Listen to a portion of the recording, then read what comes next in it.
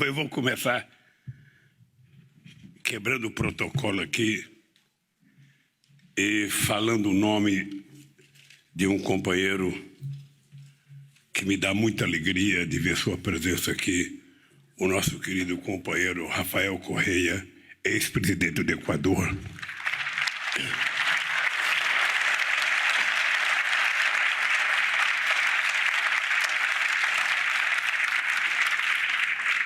Bom te ver, Rafael. Quero cumprimentar a companheira Iraty Garcia, presidente do Grupo de Socialistas e Democráticos do Parlamento Europeu.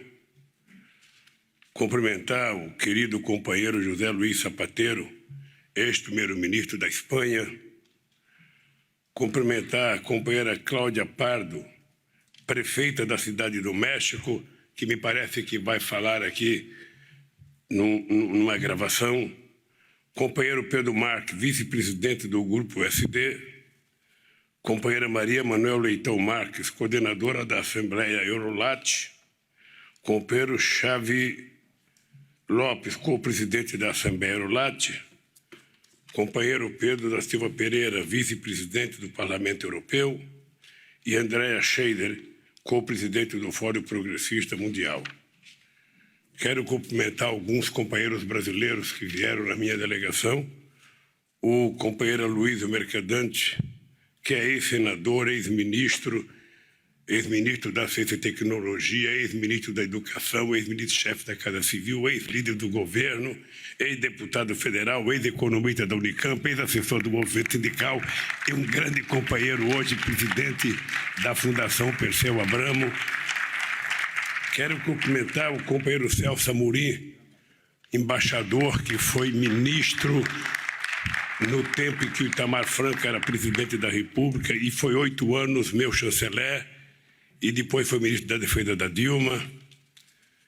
Quero cumprimentar o querido companheiro senador Humberto Costa, companheiro do meu partido, senador da República pelo estado de Pernambuco. Quero cumprimentar o companheiro Arlindo Chinaglia, que é o companheiro deputado federal, médico pelo Partido dos Trabalhadores. Meus queridos companheiros e queridas companheiras.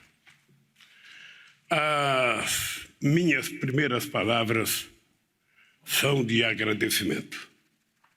Agradecimento e reconhecimento da solidariedade extraordinária que vocês tiveram enquanto campo progressista aqui nesse parlamento, na luta contra o golpe que foi dado na presidenta Dilma Rousseff, com impeachment que não tinha nenhuma motivação, e depois com a minha prisão, os processos contra o PT, os processos contra mim e outros companheiros, e, no final, a minha proibição de ser candidato a presidente da República em 2018 e, possivelmente, o impedimento do nosso partido de voltar a governar o Brasil.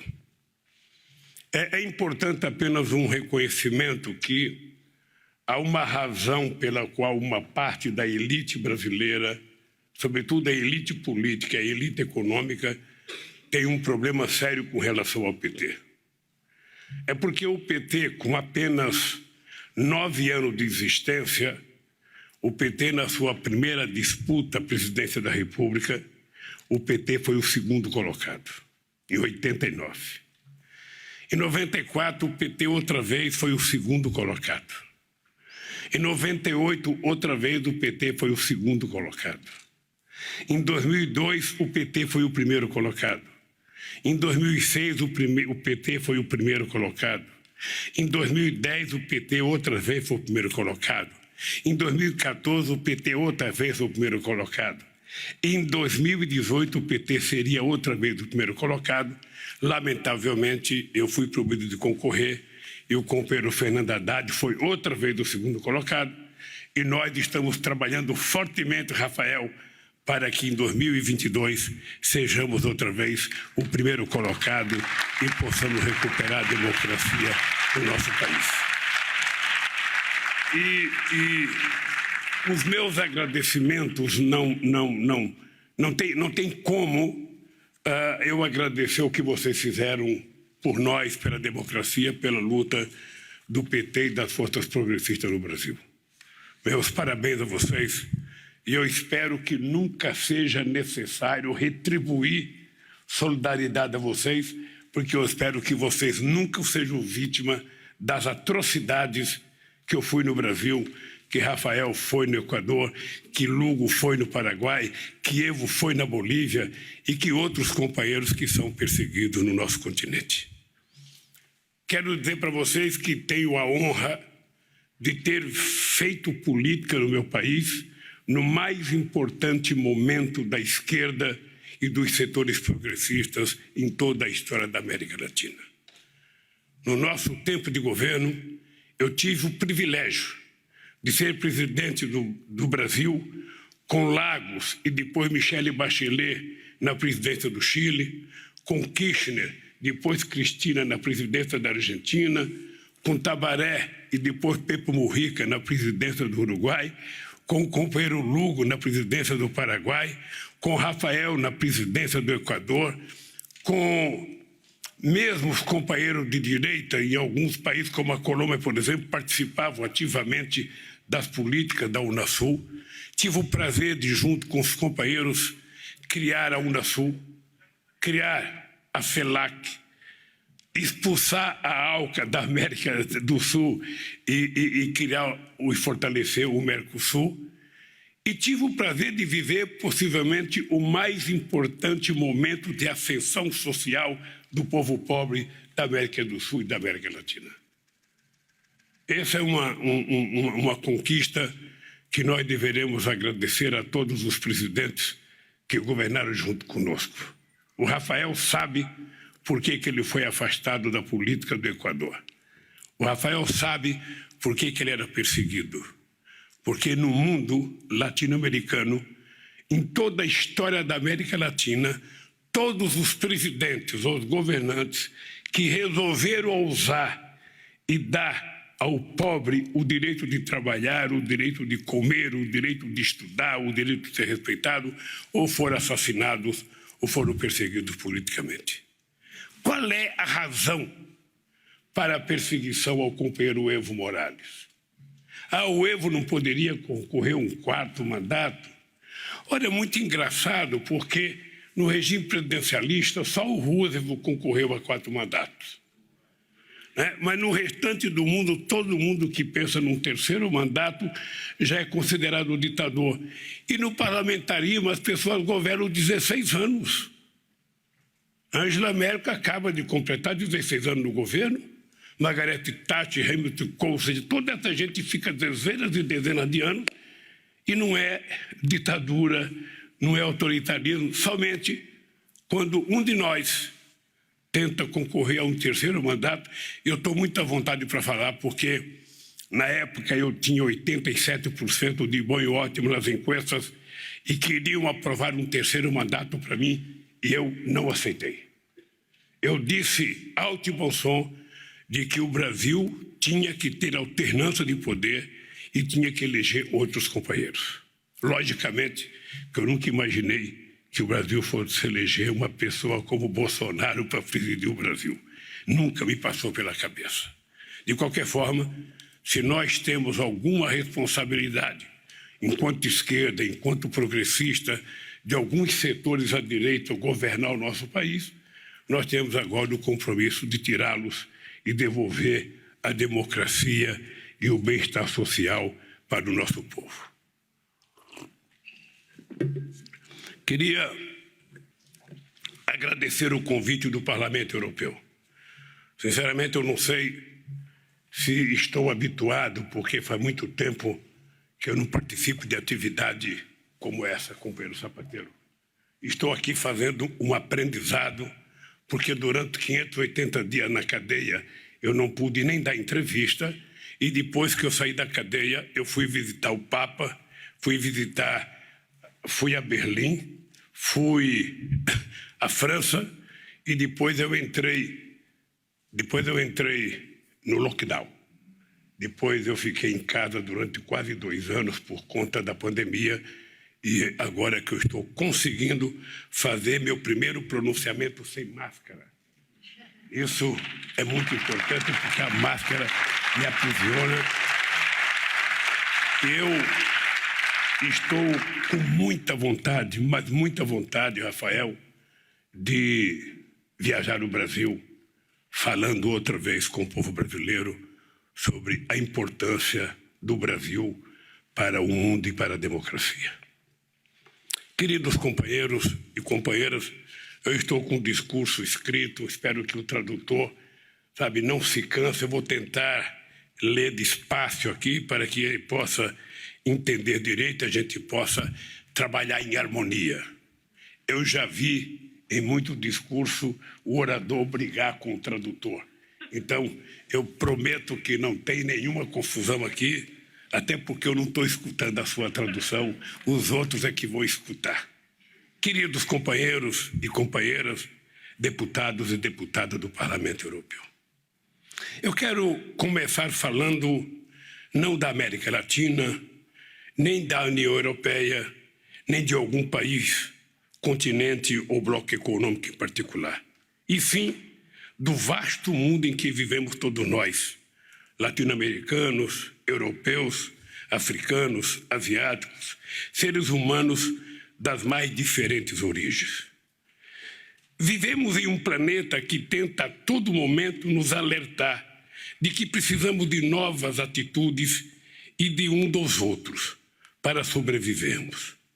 Que sozinhos estamos vulneráveis às tragédias ambientais, sanitárias e econômicas, mas que juntos somos capazes de construir um mundo melhor para todos nós.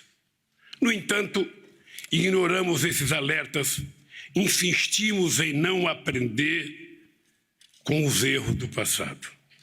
O resultado da nossa falta de compreensão está à vista de todos.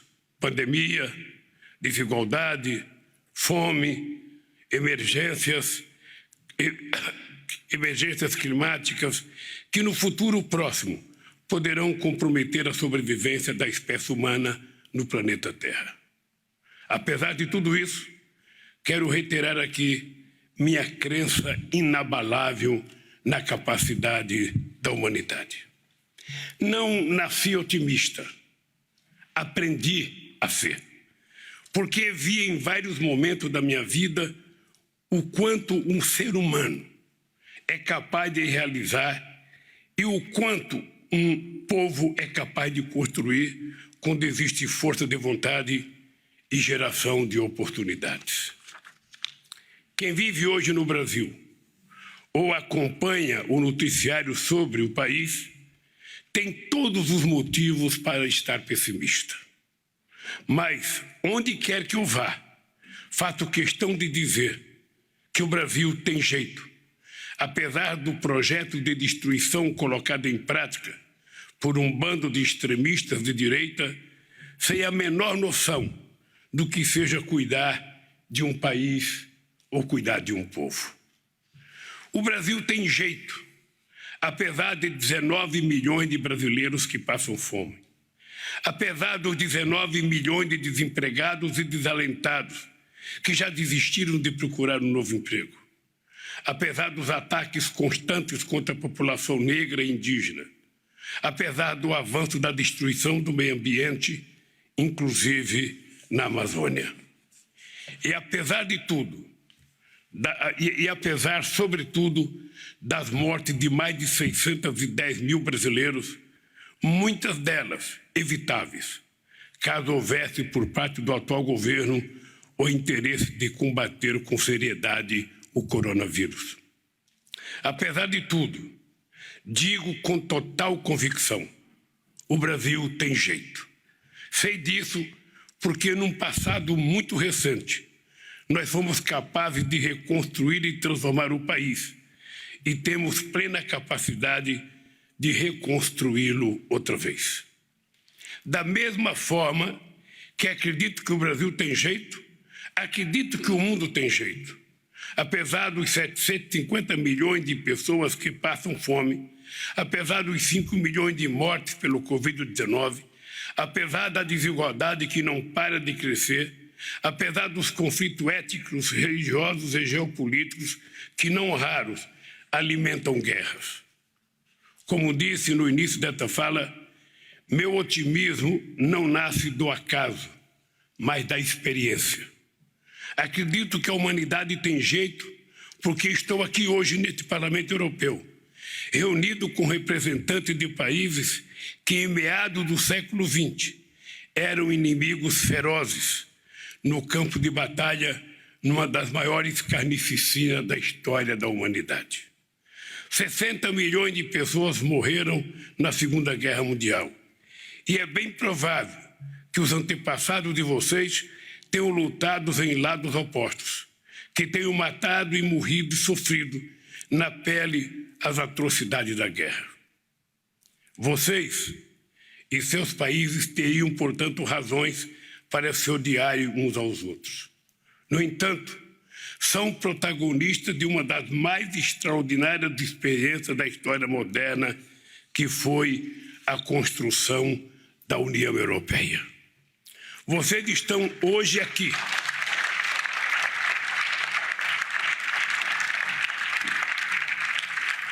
Vocês estão hoje aqui neste Parlamento Europeu, em clima de paz, buscando juntas soluções para a construção de uma Europa cada vez melhor. Conhecemos o imenso poder de destruir que o ser humano tem em suas mãos e que ele tantas vezes não hesitou em usar. Mas não podemos jamais esquecer que a humanidade tem também uma extraordinária capacidade de construir e reconstruir. A União Europeia, o Parlamento Europeu e vocês, companheiros e companheiras, eurodeputados e deputadas, são, portanto, exemplos dessa virtude humana. A União Europeia não é perfeita, como nada é, mas é um patrimônio da humanidade como exemplo de cooperação e construção da paz entre os povos.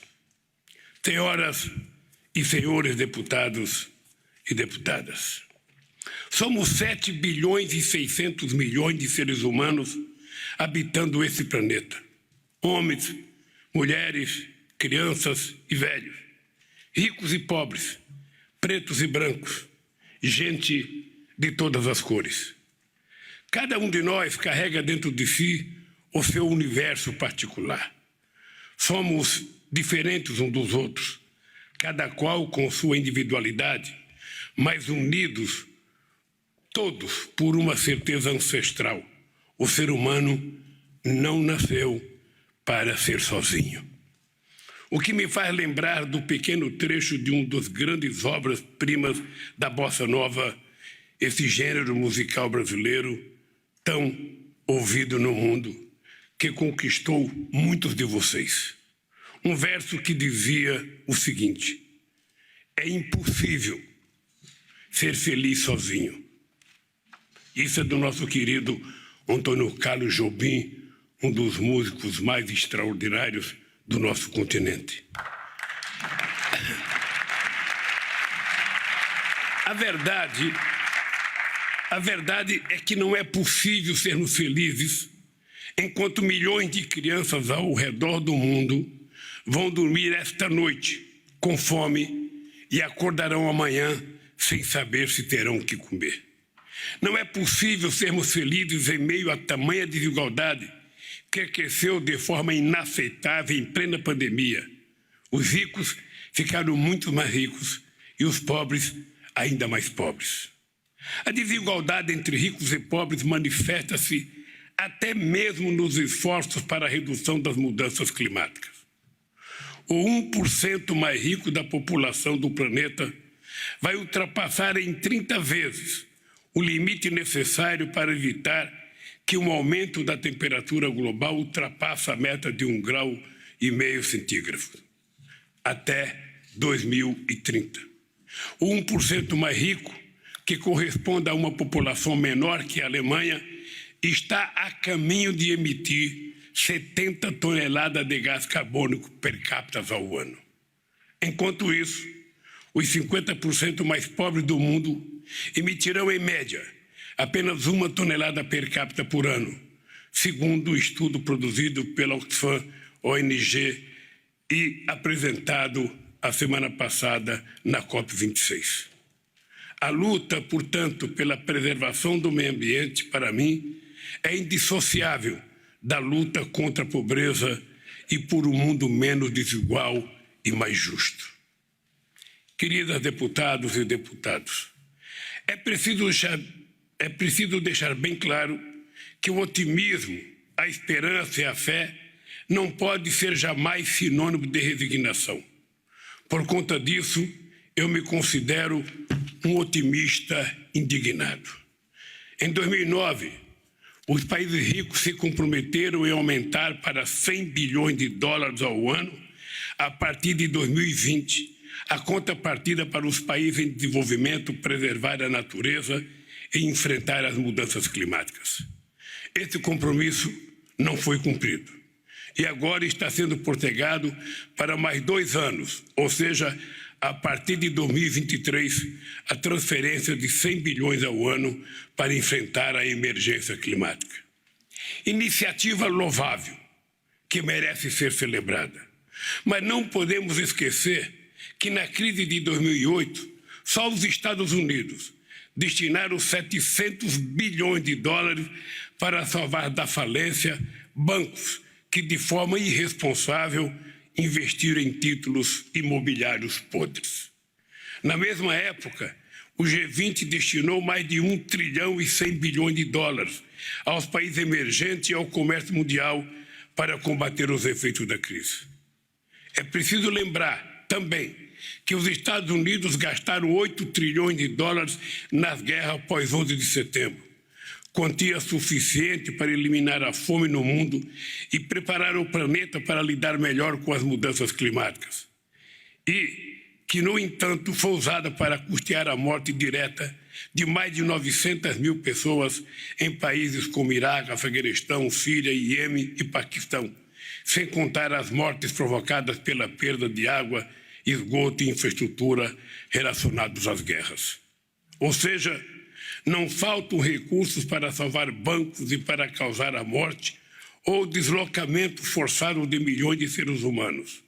Mas na hora de salvar vidas humanas ou o próprio planeta em que vivemos, a solidariedade dos países ricos, às vezes, é dezenas de vezes menor. Senhoras e senhores, uma das maiores alegrias que tive quando presidente do Brasil, e mesmo depois de deixar a presidência, foi percorrer o mundo a convite dos mais diferentes países para falar dos nossos extraordinários avanços econômicos e sociais. Tive a honra de ser presidente do Brasil quando o Brasil ocupou a 6ª maior economia do mundo e de fazer do país um exemplo para o mundo de como é possível superar a extrema pobreza e a fome com total respeito à democracia em um curto espaço de tempo. Vocês podem, portanto,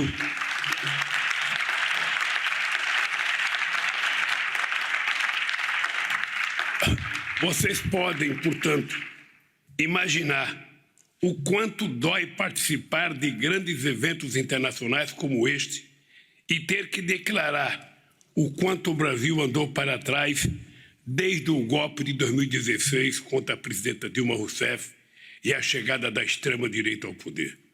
O Brasil vive hoje uma tragédia social, econômica, ambiental e sanitária sem precedentes. Temos apenas 2,7% da população mundial. No entanto, respondemos por 12% das mortes pelo Covid registradas no mundo. Choramos a morte de mais de 610 mil brasileiros. Não chegamos a essa tragédia estatística por alguma fatalidade, e sim pela atitude criminosa do atual governo. O atual presidente do Brasil ironizou a gravidade da doença, zombou dos mortos, atrasou o quanto pôde a compra das vacinas, fez propaganda enganosa e destruiu medicamentos comprovadamente ineficazes contra o vírus.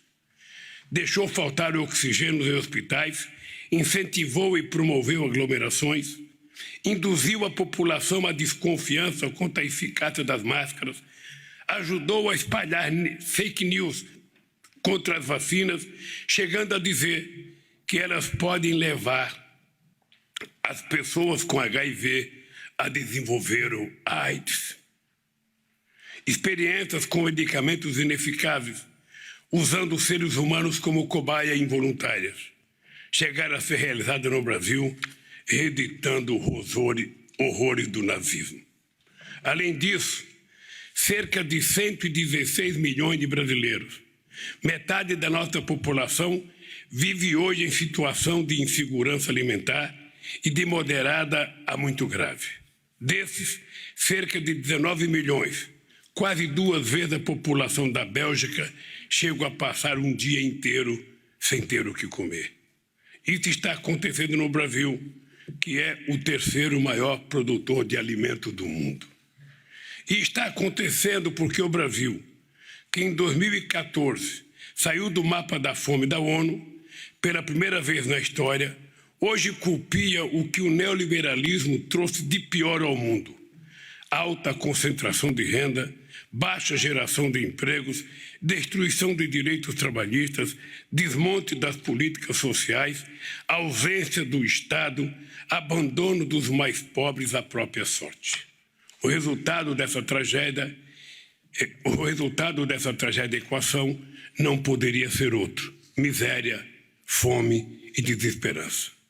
Mas eu estou aqui para dizer outra vez a vocês e ao mundo: o Brasil tem jeito, porque ele é muito maior do que qualquer pessoa que tente destruí-lo. O Brasil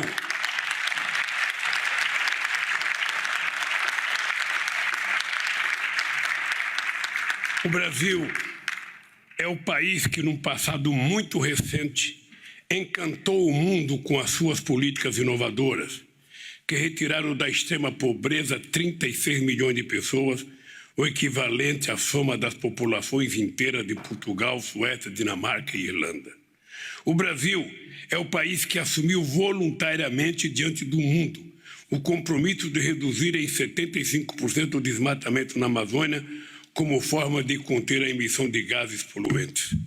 E cumprimos antecipadamente essa promessa entre 2004 e 2012.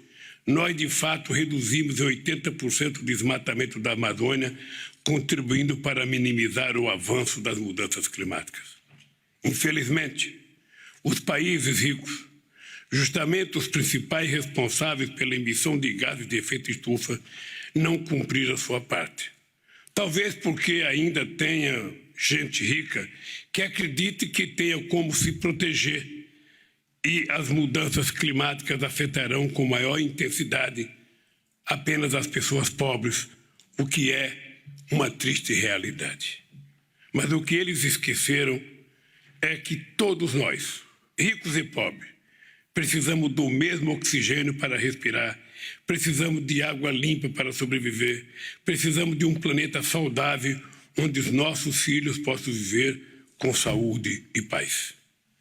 Queridas companheiros e queridos companheiros, felizmente, essa era de trevas que se abateu sobre o planeta por conta da ascensão de governos de extrema-direita pelo mundo afora, emite claros sinais de que está chegando ao fim. Partidos e candidatos progressistas vêm conquistando importantes vitórias. Isso está acontecendo em vários países e estou certo de que vai acontecer também no Brasil, a partir da eleição presidencial do próximo ano.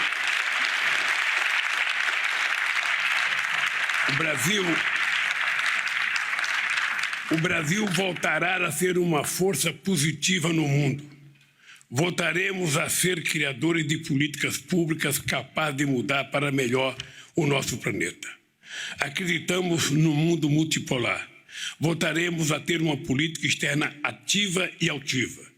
Vamos fortalecer o Mercosul. Vamos reconstruir a União das Nações Sul-Americanas. Vamos reconstruir e ampliar as parcerias com a União Europeia. Vamos aperfeiçoar os termos do Acordo Mercosul-União Europeia. Não queremos uma América Latina voltada exclusivamente para o agronegócio e a mineração. Temos total capacidade de sermos países industrializados, tecnologicamente avançados. O acordo hoje se encontra paralisado por conta da desconfiança de países europeus quanto ao cumprimento dos compromissos ambientais assumidos pelo governo brasileiro. Nós temos imensas extensões de terras agricultáveis, temos tecnologia, pesquisa agropecuária avançada. Nossa produção de alimento não precisa desmatar a Amazônia para exportar soja ou criar gado. As atividades criminosas do que destrói o meio ambiente devem ser punidas e não podem prejudicar toda a economia brasileira. Temos uma